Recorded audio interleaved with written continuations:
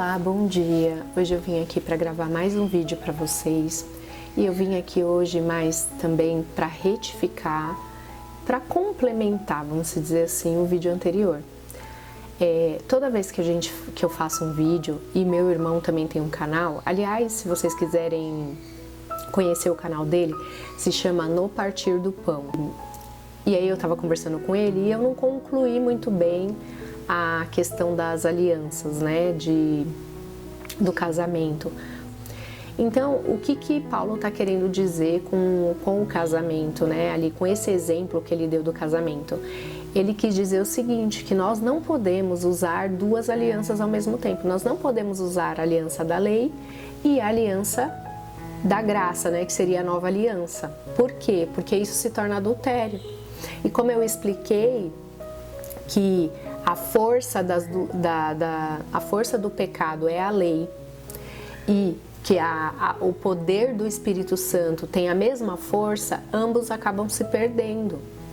Então, a aliança que nós devemos usar hoje é totalmente abandonar a aliança da lei, né? Ou seja, fazer para receber. Ou seja, justiça própria, né? Isso se torna uma justiça própria, porque a gente rejeita a justiça de Deus e a gente quer, pelo esforço nosso, transformar a lei na nossa justiça, se justificar através dela.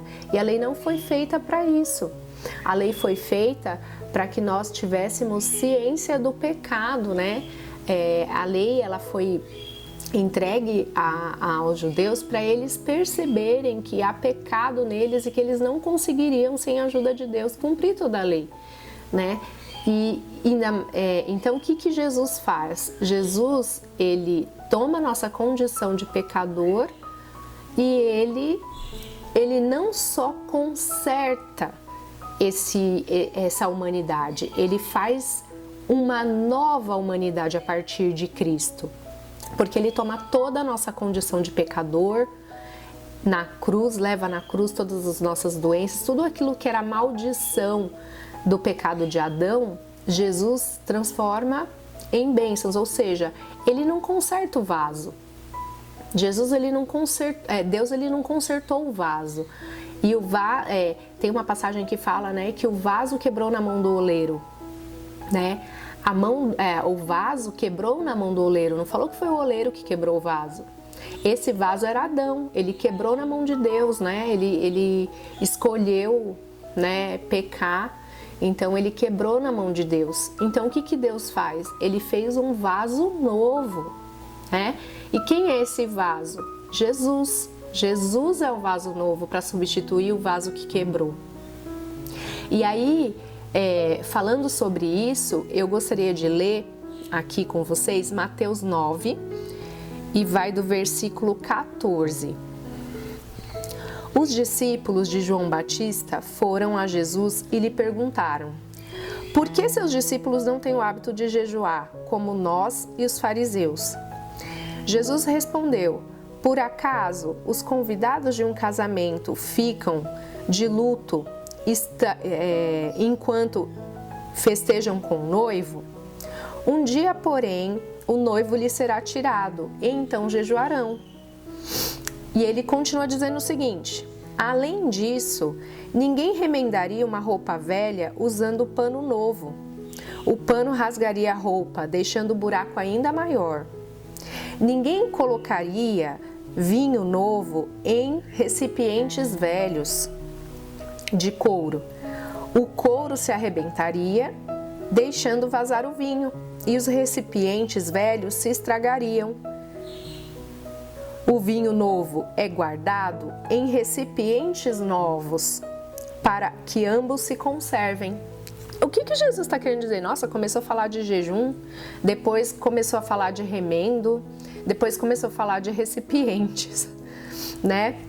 Jesus quis dizer que não dava para resolver o problema da humanidade com jejum. E aqui também chama a atenção o seguinte: qual foi a primeira menção de jejum na Bíblia?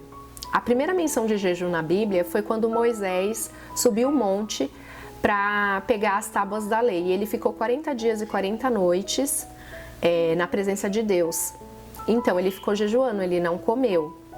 E depois ainda, Moisés quebra as tábuas de pedra, porque o povo estava pecando, e depois ele sobe de novo e fica mais 40 dias e 40 noites jejuando. Então, a presença de Deus, né? A presença de Deus, ela nos sustenta. E é isso que Jesus está falando.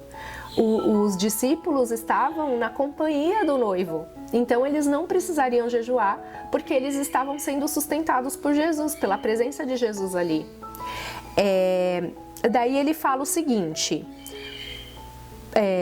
além disso, ninguém remendaria uma roupa velha usando pano novo, né? O que ele quer dizer com isso? Não dá para você remendar uma roupa velha, ou seja, não dá para você remendar só essa natureza humana. Não vai adiantar você tentar remendar ela. Eu tenho que fazer uma roupa inteira nova. Ou seja, eu tenho que fazer de novo um vaso novo. E aí ele fala, além disso, ele fala assim, ninguém colocaria vinho novo em recipientes velhos de couro. Por quê? Porque antigamente eles colocavam o vinho em um recipiente que era feito de couro e o vinho fermentava ali dentro. Então o couro ele esticava, expandia por causa da fermentação e ele voltava ao normal.